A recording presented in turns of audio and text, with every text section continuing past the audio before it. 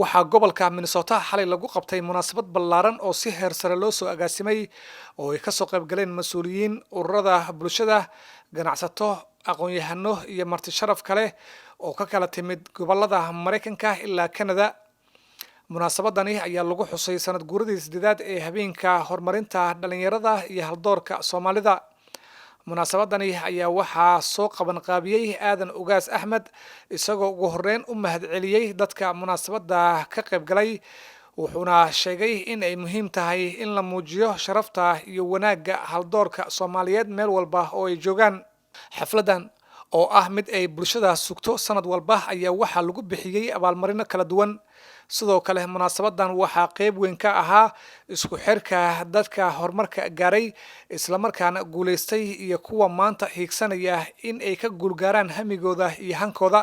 sanadkan waxaa abaalmarino la guddoonsiiyay dad kala duwan oo ka mid yahay Cabdi Bile Cabdi, waxa uu noqday qofka kaliya ee abaalmarin dahab ah u soo hooya Soomaaliya, wuxuuna guulo taariikhi ah ka soo hooyay tartanno caalami ah taasoo ku kasbaday xushmad iyo sharaf gudaha iyo dibadda.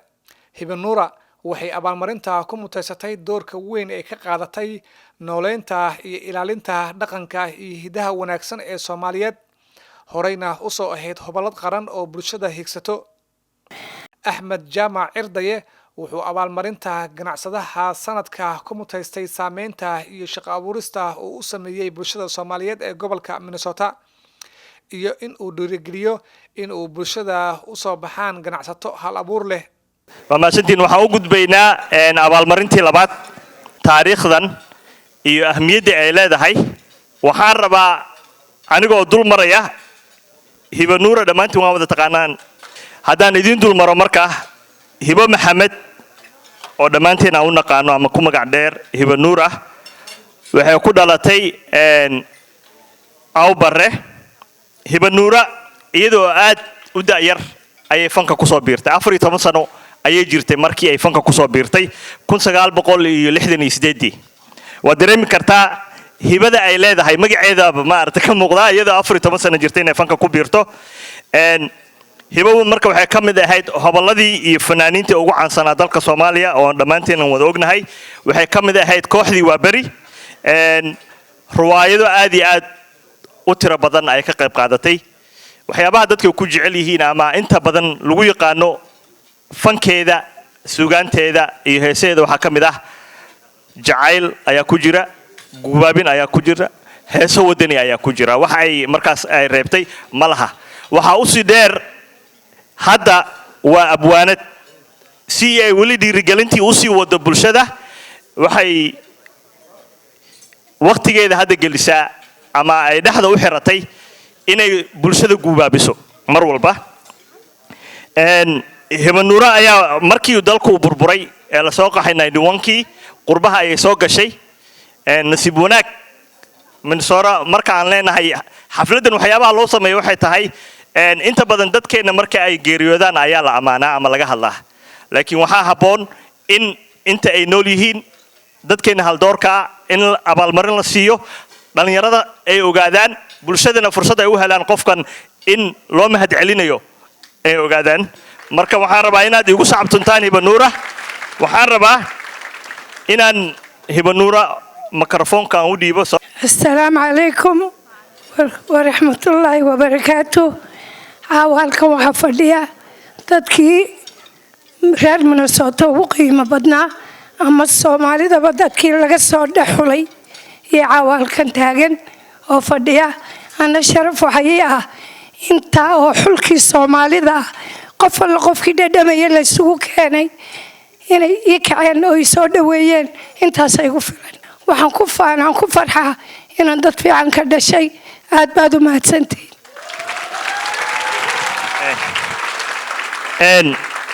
All right, so we're going to be presenting the Business Award, Business of the Year. I will give Ahmed a minute, but before I do, I would like to say a little bit about him. Ahmed Aadan Jaamac, nickname Cirdaye, graduated from University of Kentucky in May of 1984. Probably many of you are not even in this country. A bachelor's degree in business management. In 1986, he got a MBA. Ahmed has been a corporate manager for 15 years in multiple states and has been a business owner for over 22 years. He currently owns 3 successful companies here in Minnesota and has a large investment overseas.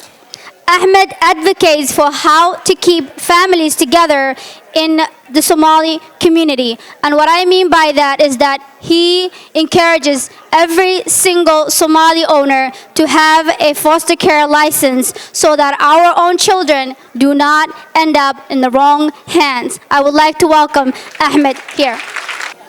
aad baa u mahadsantihiin abaalmarinta ay siiseen laakiin waxaa iga mudan dadkii markaan cusbayn in the 1990skii ayagoon luqad aqoonin ayagoon shilin haysanin businesskan maanta aan haysano bilaabay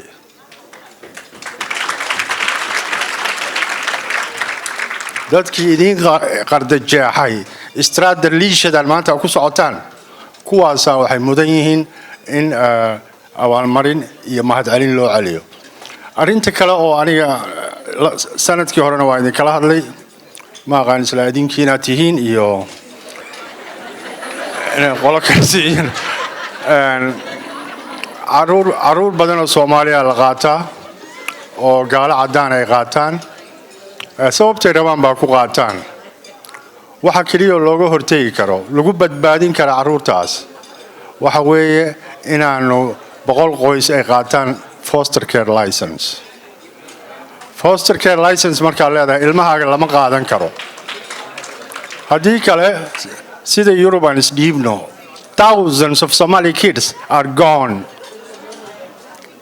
And Ingiriiska kaliya 3,000 ama sidaas oo kale aan isu dhiibno ama aan dagaalano adduunku wuxuu isku dhaafay qolada ay ka badbaadin badan tahay caruurteeda iyo aayaheeda Yahuudan meeshan joogta 1919kii bay yimaadeen welfare ma jirin section 8 ma jirin shaqada waa loo diidi jiray one room school caruurtay ay ku mindideen maanta waxay gaareen heer ayagoon boqolkii hal dhamayn labada senator Minnesota laga doortay Yahuudiyiin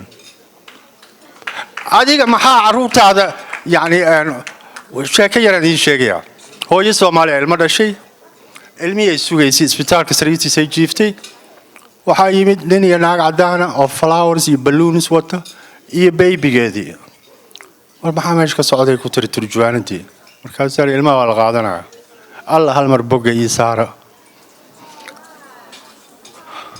turjuwaanadii ooyday marka waa dagaalami karnaa community waxaan noqon karnaa isku xiran oo caruurtooda teamka eventigan waxa weeye hal doorka iyo horumarinta dhalinyarada maxaad horumaraysaa haddii hoos laga wada siibayo you have to open your eyes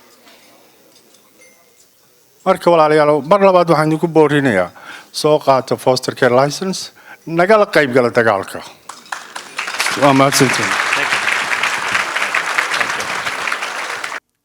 Khatra Maxamed waa gabadhii ugu horeysay oo iyadoo xijaaban ka mid noqota ciidamada booliska Mareykanka haddana u dalaacday sarkaal sare taasi oo ay ku farxeen muslimiin badan oo ku nool dalka Mareykanka Khatra iyadoo oo dhalinyaro ah iyadoo 22 sano jirta ayay taariikh gobolkeena ka samaysay waxay noqotay gabadhii ugu horeysay ee Soomaali ah ee xijaaban ee booliska ka mid noqota si rasmi ah haddana mar kale ayay taariikh dalka Mareykanka ka samaysay waa first surgeon way hadda oo muslim ah ama Soomaali ah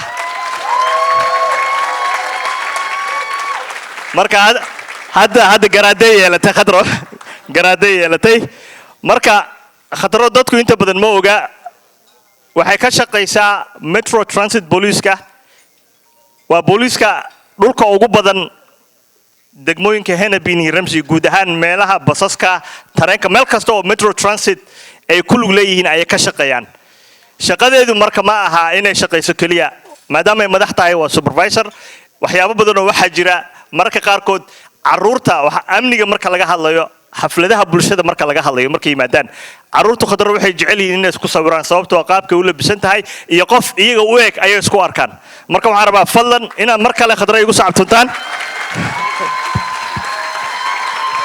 marka community change maker award ayaa sanadkan khadro lagu abaalmariyay khadro waa mahadsantahay walaashay thank you cabdinaasir maxamed cabdulaahi waxa uu abaalmarinta qareenka sanadka ku mutaystay matalidda iyo difaacidda soomaalida maraykanka sidoo kale talasiinta bulshada soomaaliyeed marka ay soo wajahaan dhibaatooyin dhanka sharciga la xiriira iyo xalintooda sanadkan waxaan soo xulnay hal door soomaaliyeed oo qaran cabdinaasir uu ka mid yahay marka cabdinaasir maxamed cabdulaahi way magaciisu dhammaystiran cabdinaasir wuxuu sameeyey ama aasaasay law farmka loo yaqaano AMA law farm waana qofkii ugu horreeyay ee Soomaali ah ee fura shirkad ama law farm ee Soomaali leedahay bulshadana u shaqeysa gaar ahaan gobolka Minnesota cabdinaasir markii uu arkay baahida sharci ahaan ka jirta bulshadeena waa dareemi kartaa arrimaha la xiriira sharciga marka qof luqadaada ku hadlaya uu ka haqabtiro ama uu ku macnayo sharcigii faa'iidada ay leedahay waa dareemi kartaa haddii sharciga lagaaga dhigay ama sharciga lagaa haysto haddii dembi lagu haysto haddii lagugu xadgudbay marka xafiiskiisu waxyaabaha uu soo kordhiyey meel luqadii waxaa la yidhi maaragtay biyo shacabkaaga looga dhargaa in dadkii sharci ahaan uu luqadii ugu adeego markii uu cabdinaasir furay law farmkiisa wuxuu furay jid cusub marka dhalinyaro cusub ayaa waxay ku dhiirootay inay sharciga bartaan waxaan leenahay ugu yaraan hadda 6 law farm ay Soomaali leeyihiin waa dareemi kartaa muddo yar oo kooban yani dhiirigelintii uu sameeyey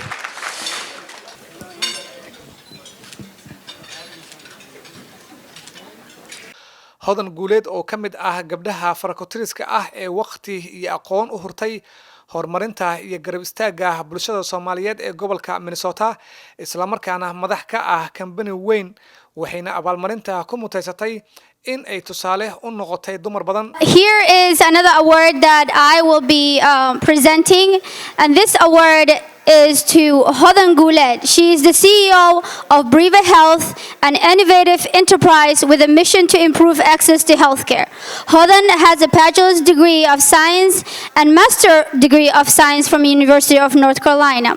Under her leadership, her company became one of the largest navigation entity in Minnesota, serving more than 40,000 people per year. Hodan's contribution to our Somali community is immeasurable. And because of that, Hodan became a household name. More than 30,000 Somalis in Minnesota who use her exceptional services for an ongoing services. This year's Woman in Leadership and CEO of the Year award goes to Hodan Guled. Please, let's welcome her.